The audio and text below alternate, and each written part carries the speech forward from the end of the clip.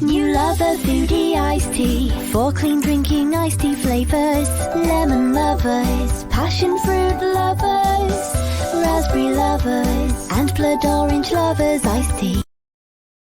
Eat clean, be well and stay well with our clean eating spice blends at Luvafoodie.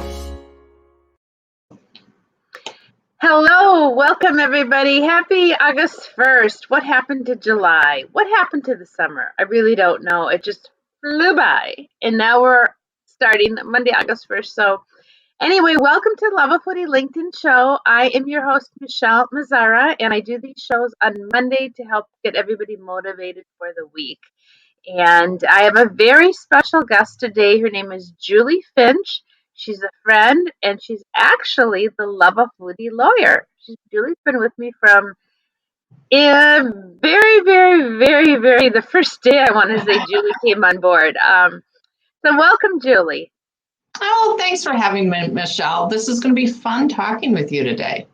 Absolutely, absolutely. I feel like, without you, I couldn't have gotten as far as I did. I had a lot of crazy little opportunities in the beginning that I ran by you, and some were as goofy, and some were we don't have a long enough show for those proposals, but you were nice enough to put your lawyer hat on many times for me and walk through the contracts and give me your professional advice and prevent me from making some mistakes and consulting with me. And that's why I really wanted to have you on the show today.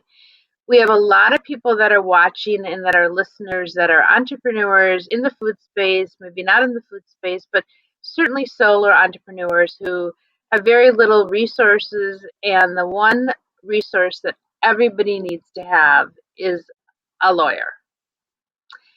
You can do a lot of the QuickBooks, you can do a lot of the advertising, you can do a lot of the social media yourself, but if you don't have somebody with a legal background to consult with occasionally, I think you're going to be really, really stuck. So I wanted to have Julie on to kind of introduce herself, and then we'll start talking about sort of what her expertise is, which is trademarking, licensing, and helping solo entrepreneurs. She's built a lot of brands. Julie, you should share some of the brands you've built too. So let's talk about Julie and how long have you been doing law?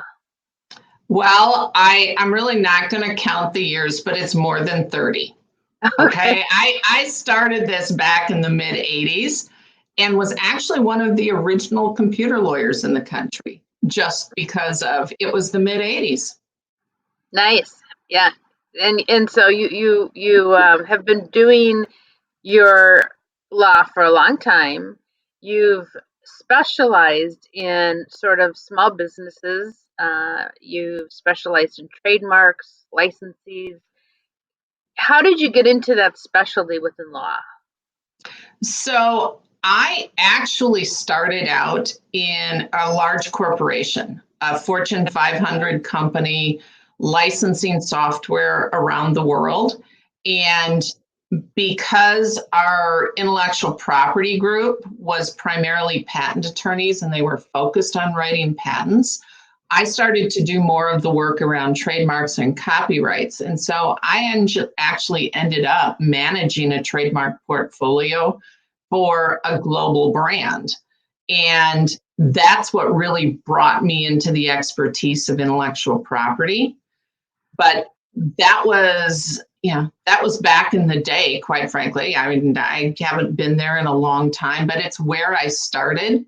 And what's valuable about that to the entrepreneur out there is I've worked with what things look like when you actually make it, what it actually looks like once the brand gets big. And so as we're working with new companies to try to build out what we're doing, we're trying to build a strategy and an infrastructure that can work long-term, big picture, because it feels really easy to go online and do things like register a trademark. And for some people it is, but there's actually a lot of strategy that goes behind something like that.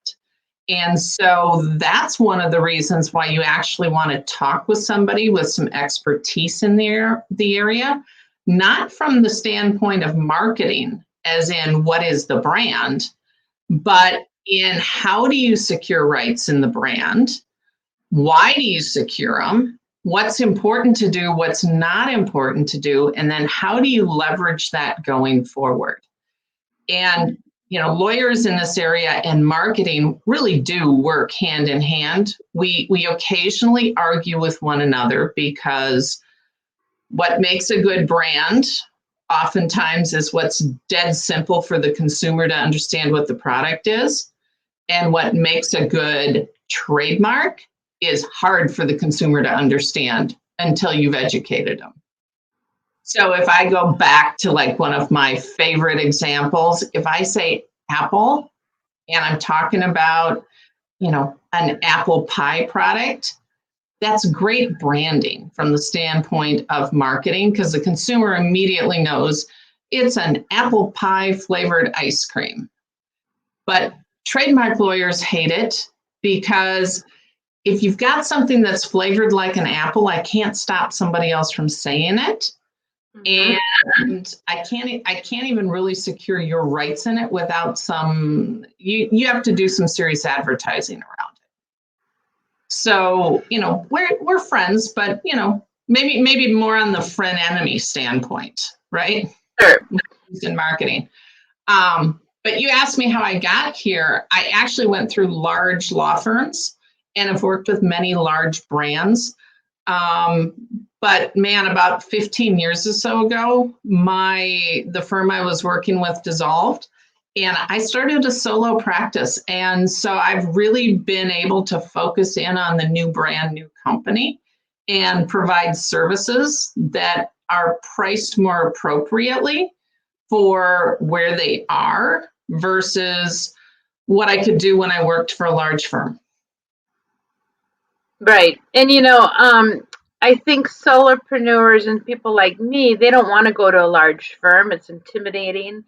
If you're going to grow your business and brand, you really want to start with, for me at least, one person that's going to be part of the journey, part of the path, understands the vision and helps me get there. And not just hiring a large firm to, okay, here's your couple $1,000, now you register my brand and I don't hear anything from you ever again. Yeah.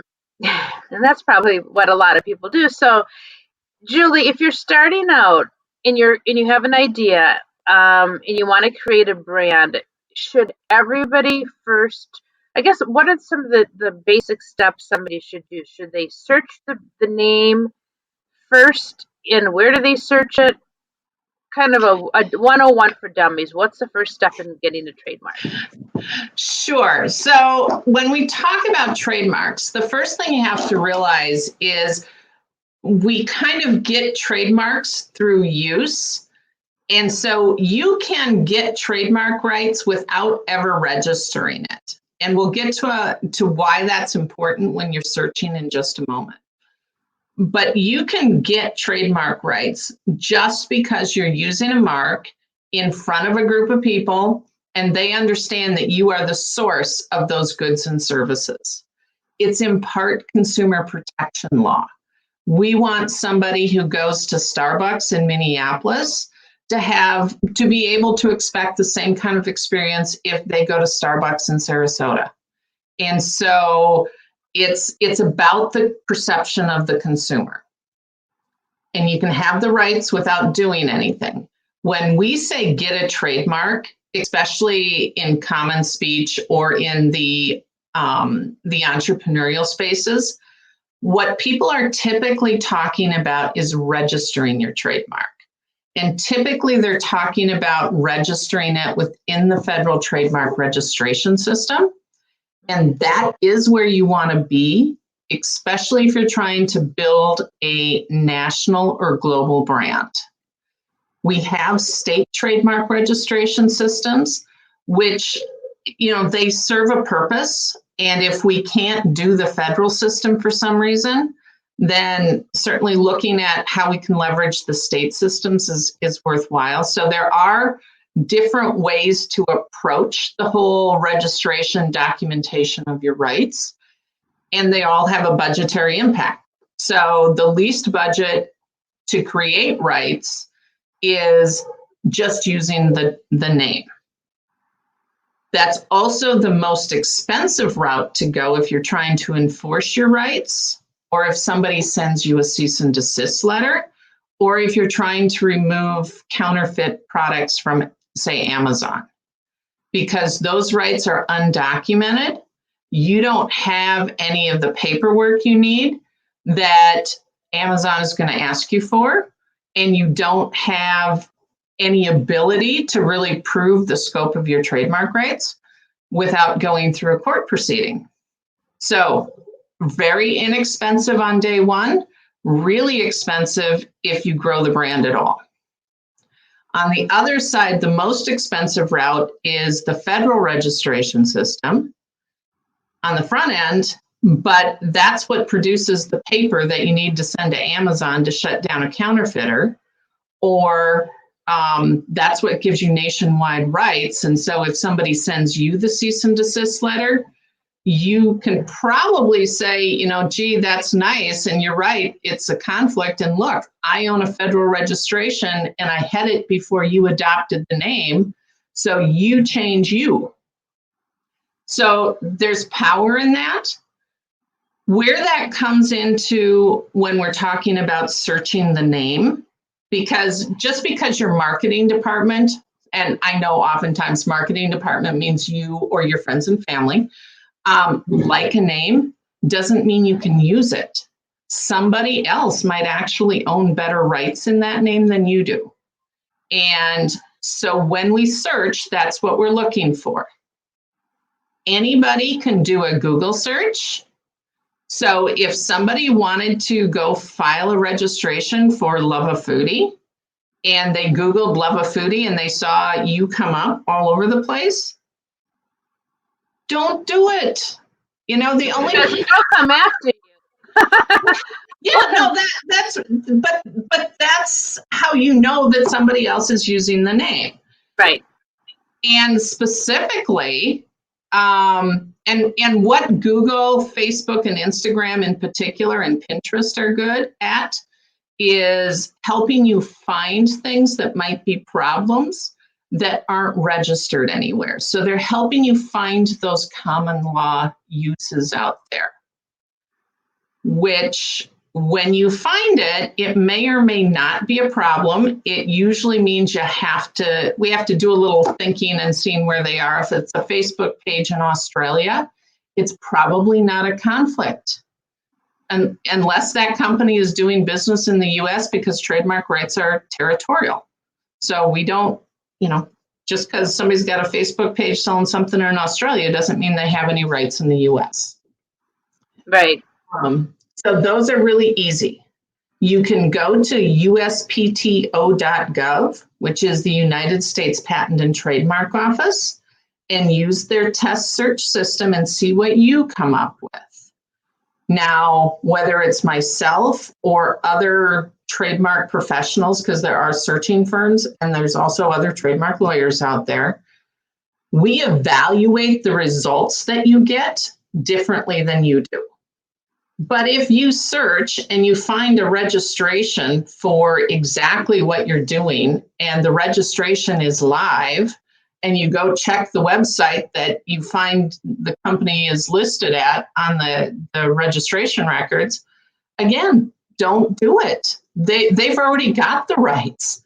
Don't spend the money to invest in packaging and advertising and website in something you can never own. Right. So let's talk about extensions, because we know when we did Luvafoodie, it was a name, it was a brand, it was a concept that was all made up in my head. 7.5, almost, well, actually 8 years ago, month. And so we didn't have a problem because nobody came up with it. So we were able to take it and own it, and it became mine.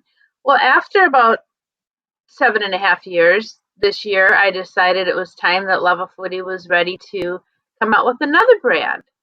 And the other brand is, this is not really Daisy. This is a little image of Daisy. This is actually a It's, scented lavender calendar that looks it's like Daisy. so, But I reached out to Julie and I said, Julie, I have this idea for a Daisy brand. And, what can we come out with it as Daisy, or should it be Luvafoodie by Daisy? And why don't you share with everybody who's listening what you found out when you did a search and what route we've decided to go? well, okay. So you're going to have to push me if you think I'm talking too much or too little, because I don't know kind of what you've put out there yet in the universe. But, you know, Daisy is a common name. And so we had to really look and evaluate on the trademark register whether or not what you wanted to do, which is not identical to your current food lines at any means. And when Michelle's talking about things like extensions, it means taking it can mean an extension of the name itself. So using Luvafoodie with Daisy, so Daisy by Luvafoodie, or it could mean an extension into a different product area. And what you're looking at doing is extending into a different product area and Correct. actually an extension of the name. So there's two ways to do that. And what typically happens if you've got a brand that's popular, and everybody listening to this knows how that works, right? You get Reese's Pieces as a candy, but now you can buy little stuffies with Reese's Pieces, and we have the store that we can go to, and now all of a sudden the candy is a featured element in a shape that's at the Blizzard somewhere with Reese's Pieces in it. And so the brand owners look for partners who can both help build their brand, but also who they can help support, because you're stronger together than you are apart, right? And if you've got fans of product A and you've got a good partner in product B, you can do some co-marketing, some co-branding, some let's leverage your customer base and mine. In your case, you're really looking at going into a whole different area. And it's not products, I know that you're going to do the manufacturing for the initial product, right? Because that is in your wheelhouse. But if you want to, Possibly. But my point is, if you wanted to take the Luvafoodie brand and extend it into this other area, what you're going to end up doing is licensing that brand to other people to do Correct. the manufacturing. And they're going to leverage off of your name. Yeah. And that's going to help grow their sales, right? And you get your revenue through a royalty fee associated with the branding. And everybody out here is familiar with it. I mean, Disney is famous for licensing third parties to create products that have the Disney characters on them, right? We all see it. What is it? Loungefly. I know that's like a huge business for them, is new bags all the time with the new characters. Disney doesn't own Loungefly. That's a completely separate company. Disney just licenses the characters to them. Or I brought a show and tell item because he's so cute. But this is a kid's cartoon character called a Zoonicorn. And Zoonicorns get licensed for clothing, games, apps, right? It's just like a Disney product. So, technically Luvafoodie could be licensed in all kinds of possible categories. So just because you start with a food product doesn't mean you're staying with a food product. Exactly. And that is the goal, and that is the route that Luvafoodie plans to take. Is exactly what you said, both with the Luvafoodie brand and also with Luvafoodie by Daisy by Luvafoodie. So, and it's exciting because as an entrepreneur, I felt all right, I'm in this clean space, but passion has always been animals. I created Dog Lovers for Lucy. And so I can't do everything as a solo entrepreneur. I don't want to do everything. I don't want Right. to manufacture dog treats or manufacture, pots and pans or plush animals. I want the experts who are good at plush animals or a grill to take over to say, hey, let's put Luvafoodie on this. Okay, that sounds great. It's a cooking item. It's a cooking utensil. Why wouldn't I? Yeah. That's so I think as you advance as an entrepreneur and as your brand and you see the opportunity, that's really where you start reaching out to your lawyers and your contacts and say, I see so much more for this brand, and what can we do to grow it and have other facets to it, but still keep the core of what makes Love a Foodie, which is clean eating and natural and good for you and all those good things. But partner with other companies and brands that also meet those requirements. Yeah. So if we can go back to name searching for just a moment, though, because it does play into this, how many ways can we extend the brand? Mhm.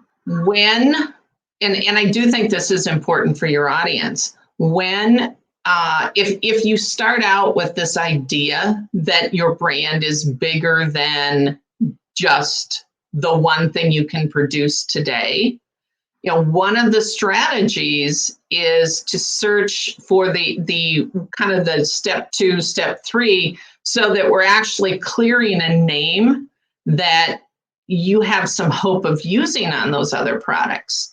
Because just because you get the name for one product line doesn't mean you've got it for everything you ever want to do. So when we give trademark rights, it's in connection with particular goods and services. And it goes back to that whole consumer thing. If you're producing spices, right? People are not necessarily going to expect you to make office furniture. And so we could have Luvafoodie for office furniture, and an examiner might let it go through because consumers would never see that connection unless you taught it to them. The closer around kind of your main category you are, the easier it is to extend without more filings. But if you really see something broader than that, then we should be thinking ahead on it. And what's great about the federal registration system is we can file intent to use applications, which means we can file on things that you are not yet using or doing, and those will be around for about 3 years. So if you're going to start with product A today and in 18 months you think you're launching into a new area, we can absolutely cover that with your initial application. And then you just have to file a statement of use saying, okay, now I'm using the name. The benefit of that, and the registration process is lengthy. If I file an application today and there's no issues with it, it's close to 12 months before the registration issues. But once it does issue, the world was put on notice of your rights as of your filing date. Right. So it effectively backdates to the day you file, even though you might not have put the product in the marketplace for 3 years. Right. And your entrepreneurs out there, you are tasked with knowing what's on the Federal Register. So if somebody is filed on something you want to use and it's still in process, it's kind of your fault for choosing a name you shouldn't have chosen. You don't get better rights because the person who actually did the filing first has the better claim to the name. So here's another question for you. I had somebody on last week, and he said his new tagline for his product was blah, blah, blah. I don't even remember. Yeah.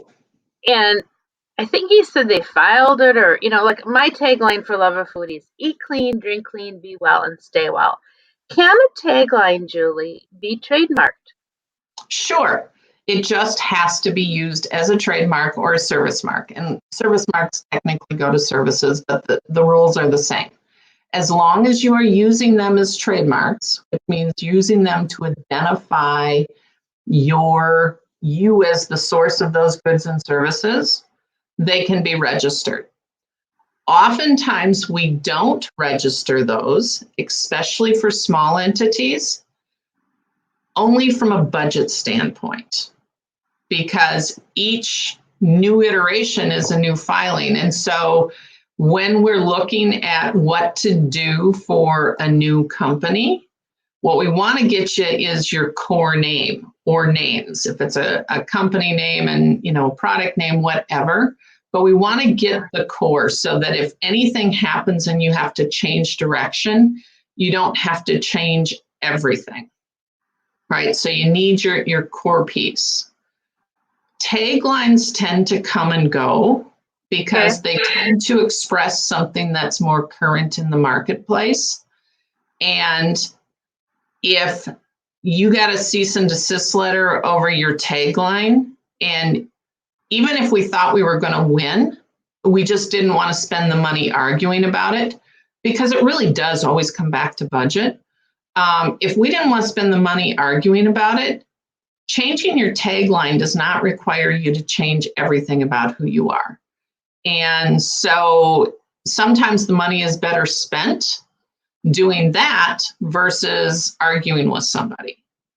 And because you're not changing the name Luvafoodie, you're not changing your website address, you're not changing who you are, that sometimes is an easier thing to do.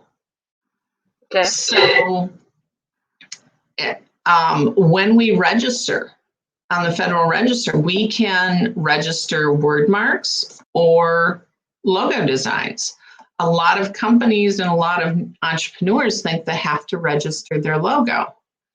Well, if you're really trying to work from a budget standpoint, getting the word mark can oftentimes be more important than getting the logo. And oftentimes, it's not an always, because every situation has its own little nuances. And sometimes the logo is so critical because there's something so unique about it. We go with the logo. But if you register a word mark in plain black and white block lettering, it means you can use it in any format, any color, any presentation you want. And what typically happens with new companies and new products is people want to mess around with their logo and their packaging especially within those first 5 years, because you're just figuring out your market. And, you start to get a little traction, and then somebody comes in and says, we're going to do this so much better if we repackage this. Well, if you filed a logo, and if you filed that logo in color, if you make any changes to it at all, you're going to start from square one with your trademark registration, because now you're using a different mark. And you have to file affidavits between your 5th and 6th years saying, yes, I'm still using the mark in commerce, and here's proof. Well, people change their logos and they come up against the 5-year mark, and it's like, well, you don't have a specimen I can file. We have to start all over again. And once you start all over again, somebody else might be in line to register something that conflicts with yours, and now they're next in line. And now we're arguing with them instead of just going forward and getting stuff done. So again, go ahead. I was going to say, so if I'm starting a company and I have to register my company name with the state, do I do that first and then do the trademark, or what comes first? So say, like, for example, Luvafoodie. I mean, what if I didn't know? What if I registered it with the state of Minnesota and then I find out this is not what happened, but that somebody else already owns that name? Then, so what should somebody do first? Well, typically, you want to run all the expenses related to starting the business through the business. So you can create the company, and usually it's an LLC for entrepreneurs, but not always. But you can create the LLC, create your bank accounts, get your tax ID numbers, all the stuff that you need, and then you go hire your professionals to kind of move this to the next level. If it turns out that the company name you registered isn't available, that's okay. We figure out what you're going to be. We get the trademark application done, and then we go back and we amend your company filings to change the name of your company, or we file you as a DBA. There's a lot of companies out there that start knowing they don't really know what their company name is, and so they name it ABC Company, or it's the first 3 letters of their kid's name or whatever, because it's just something to get the entity created, and the branding is going to come after that. And the other thing is, for many people, the name of the company doesn't actually have to be the name of the products that you're out there. Sometimes the product name is more important than the company name. Okay. Does that make sense? Yeah. I mean, I'm just thinking, like, if somebody's listening or watching today and they have an idea and a concept and they haven't done anything yet, what are the kind of 1, 2, 3, 4, 5 steps that they need to go through? And you're saying register first with the state. Create your company and then go through the rest of the stuff. Because then once the company exists, any other filings that need to be done, whether it's a trademark, a copyright, who owns the website, everything can be done in the name of the company versus your name personally. Okay. And Julie, from your experience you've helped a lot of small businesses and a lot of small companies. We can talk about that jean company if you want, that successful cowboy jean company. Cowgirl Tough Company. Yeah, tell everybody what happened with them, because that's a big success story. Well, so, it's really their story. It's not mine. But their founder, who, by the way, is fabulous. I go read her story off their website. But she had a job that she hated. She was selling painted T-shirts out of the back of her truck at barrel races. And one day she quit her company and said, I can just go ahead and make the shirts. And she had this vision of a clothing company. And the company name is Cowgirl Tough Company. Actually, the logo now says Cowgirl Tough Co. on it. But if you search the trademark register, you'd see that got done with a variety of different designs on that logo. We started with a very Western feeling one, and now it's still Western, but it's a modern Western. And they've done brand extensions into saddles and jewelry, but we started with jeans. Mm-hmm. And yeah, they're this little tiny company up in, Minnesota here that went from 0 to some decent revenues. And right. They built their own building and they manufacture and ship. They started out selling retail. Then they went into wholesale. So other stores sold for them. And now they do a lot of their business online at cowgirltough.com. But it's a story of building a brand over time, because remember at the beginning I said if you're going to use something that's very descriptive, then it's harder to get rights in it initially. Well, what had to be done there was, and so cowgirl in connection with Western wear, right? That's pretty descriptive. Right. And the phrase cowgirl tough was in use, like in vernacular, but it wasn't a brand. And so we had to be very careful and very conscientious about using logo designs, using the name correctly, always using it as a trademark. And they just built rights over time. But, one of the real magic for their story, and I think this is true for some of your entrepreneurs out there, is Lisa, the company founder, was an active participant in barrel racing.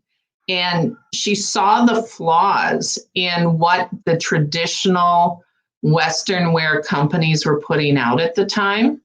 You know, this goes back to the 90s. And so what they put out for the women and the girls was essentially, you know, the same thing they put out for the men, only they might make it in pink.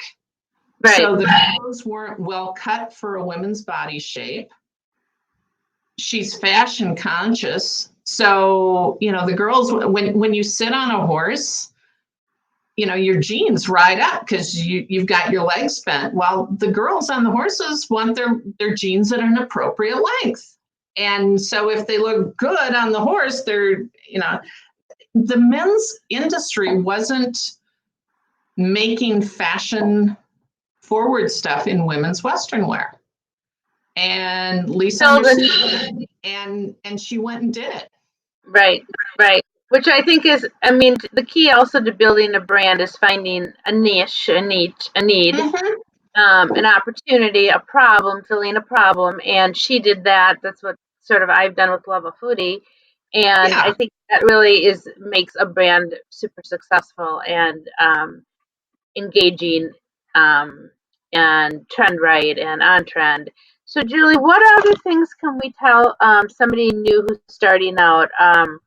They need to do the trademarks. Are there any do's and don'ts, tips that you have for anyone starting? Yeah, so one of my biggest tips is be really careful of anyone you find on the internet if they didn't come in as a serious referral. And like you called Michelle and Michelle said, yeah, call this supplier here, because it's so easy to be whoever you want to be on the internet. There's a lot of scams out there. And they do target new business owners or new product development. And so if I tell you to go to the USPTO to search, and all you do is search USPTO or United States Patent and Trademark Office, that is not the first search result that comes up. It is, you know, an ad for this one and an ad for that one and an ad for that one. And they will advertise really cheap sounding things like searches. Well, what you don't understand is many of them are doing what you could do for free, and they're pretending it's a real service. So they're searching on identicals only, for example, which is what people who don't know how to do this, run the search system, that's what they search on, is identicals. Well, you can do that for nothing. And that's why I say when I run a search, it's different than what most entrepreneurs are going to run, and the interpretation is different. So you do want to deal with folks who are reputable out there.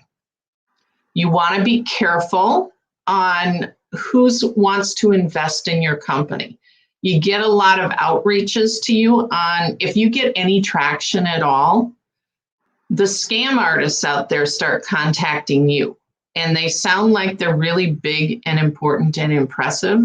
And remember, you don't have to validate anything on the internet. So it feels very flattering when they come and say, oh yes, we're going to have you, we're going to create a TV show for you. Well, they're creating a TV show for you if you pay them, you know, $20,000, and there is no distribution attached to it. Yeah, I had some crazy offer about doing a TV show, remember? Yeah, reality I know. Way back. Some crazy offers. The other thing is, you have people out there that want your business. And Julie and I had somebody, we won't mention his name, but another lawyer who insisted that I couldn't take the business or the brand national, profitable, successful, you name it, unless I filed a FTC. Well, he wanted you to make filings with the FTC.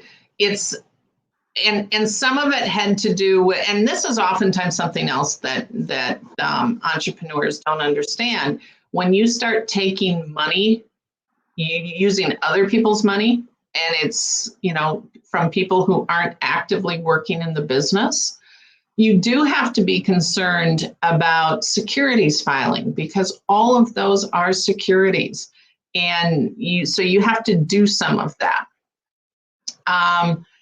And it's expensive to do these filings. Or the latest one that I run across all the time is, oh, you have a great idea. This restaurant's really working well. Let's go franchise it.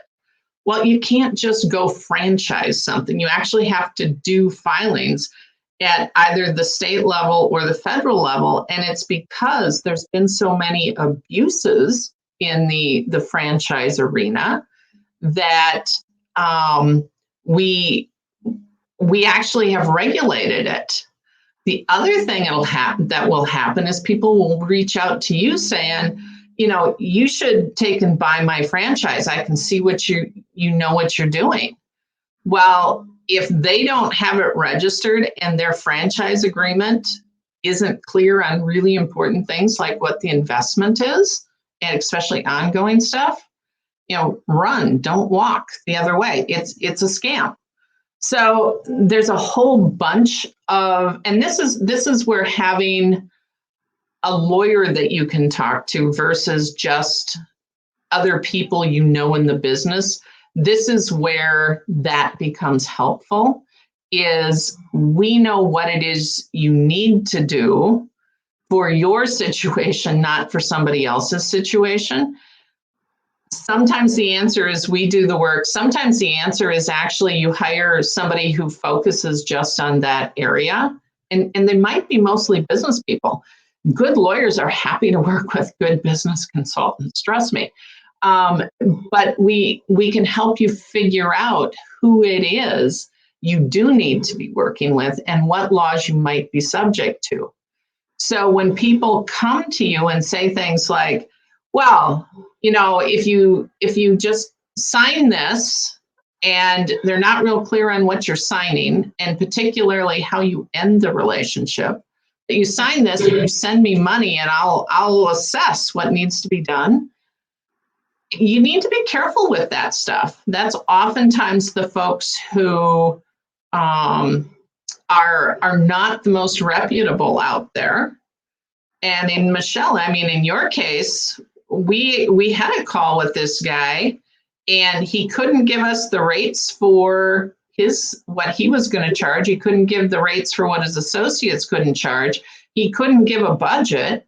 Anybody who is a professional in these areas that is reputable, we know we can give you ranges of what it costs to do certain things, or right. We can explain why I can't really tell you, and here's why, because I don't know if the lease you're asking me to review is 3 pages long or 150 pages long. That right. Impacts the cost if you can tell me what you have. And this person was also very condescending, rude, and I think took me to that, thought I just fell off a turnip truck, and was also disrespectful to you.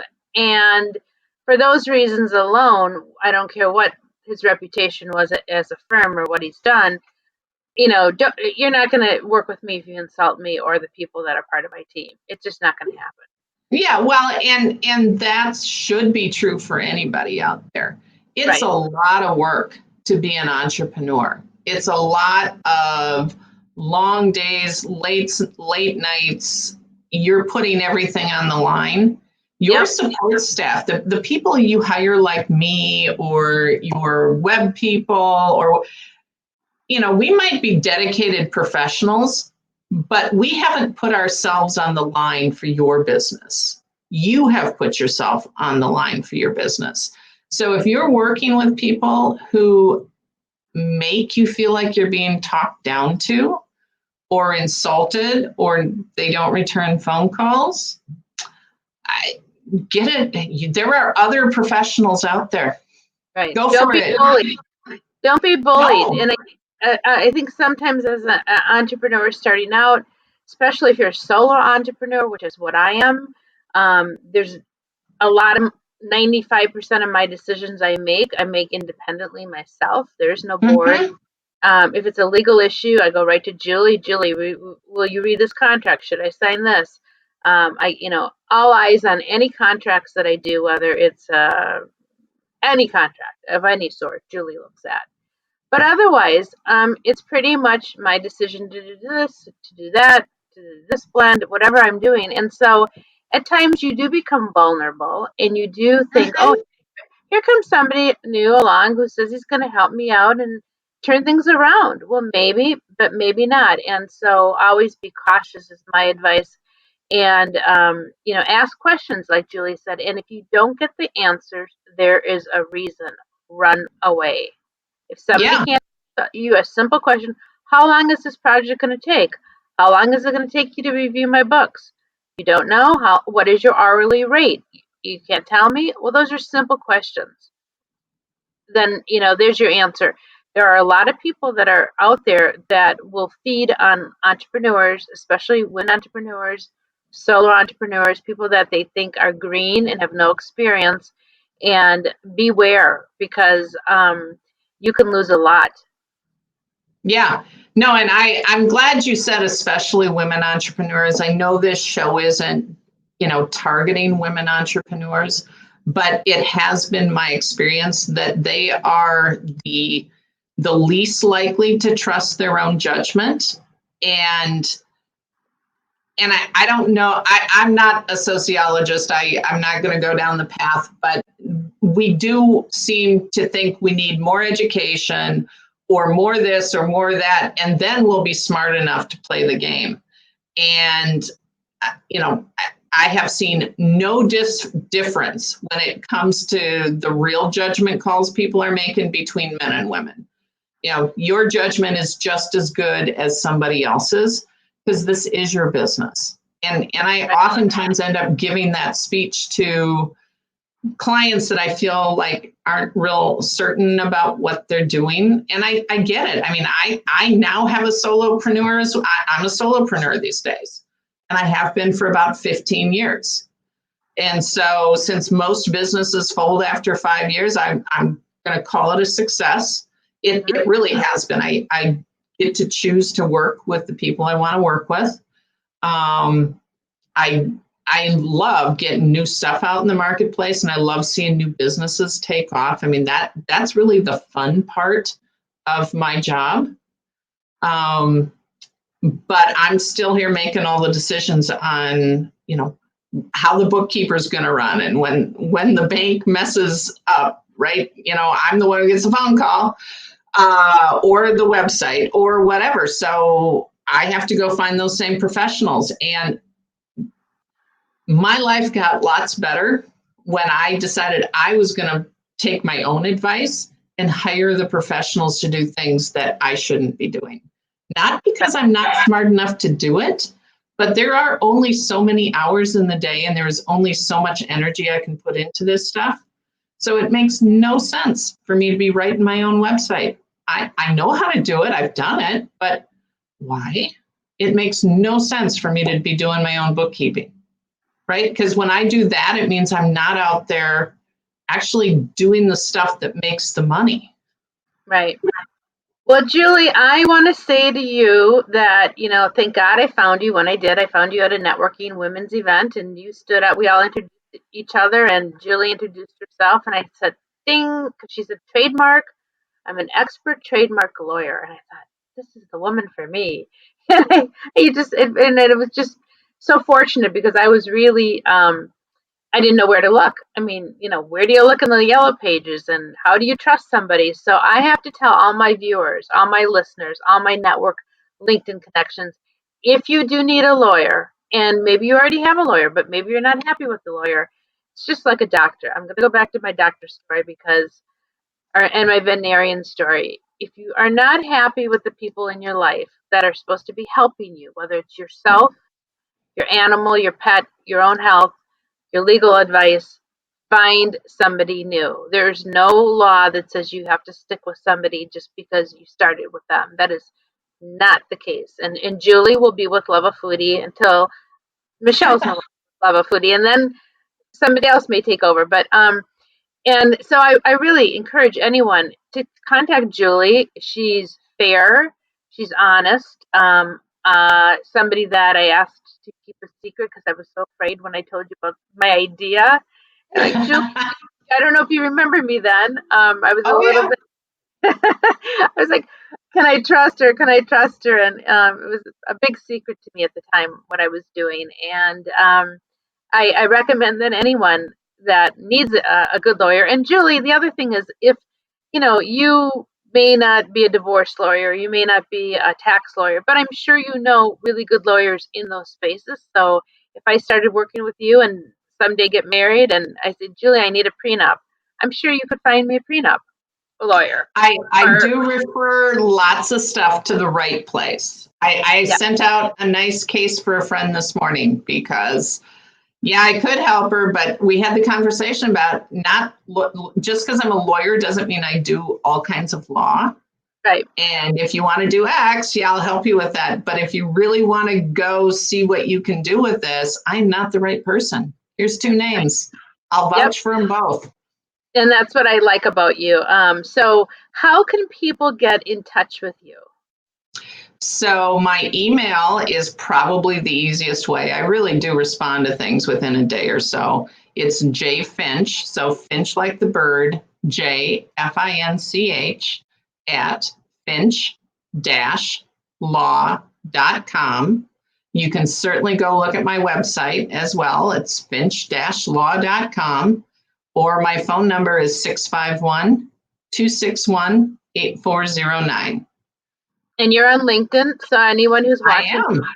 Lincoln to Julie. Anyone who has any questions, I this is my show, so I get to choose who's on it. Nobody tells me. I don't have a producer. So when I said, I should have had you on a long time ago, but then this kind of makes sense with the whole Daisy thing. I'm like, this is a perfect, transition to have you on. And like I said, I can't recommend you enough. And Thank you so much, Michelle. I truly am grateful for all the wonderful things that you've said. No, it's true. You wouldn't be and I sure. love working with you. Yeah, and you will hopefully be working with me and other things and other projects, and I think the next 7 years, maybe not. I won't still be around 7 years doing everything, but I think the next 3 to 5 years for Luvafoodie and what is hopefully going to happen is going to be very exciting, and we'll need your legal expertise and your legal advice and your partnership in writing probably contracts and lots of things that I have not quite done yet. All right, So, perfect. yes, thank you, everybody. We end the show with a little jingle. I just want to say next Monday is a very important show for me also. I'm going to have a dear friend, a dear person who's been in my life for about 3 years. Her name is Dr. Terry Scadron. As many of you know, she was instrumental in saving my dog Lucy's life. And we're going to talk about puppy care. And there's a lot to take care of a puppy. And she's going to walk you through all the steps, all the things you need to know. And taking care of a puppy is a lot harder than I thought. I had Lucy as a puppy, but the last 3 years of her life was like hospice care. And now I'm doing puppy care. And they're both very difficult, but rewarding. Yeah. So, yeah. Thank you, everybody. And follow us always on LinkedIn. And have a great week. Eat clean, drink clean, be well, and stay well.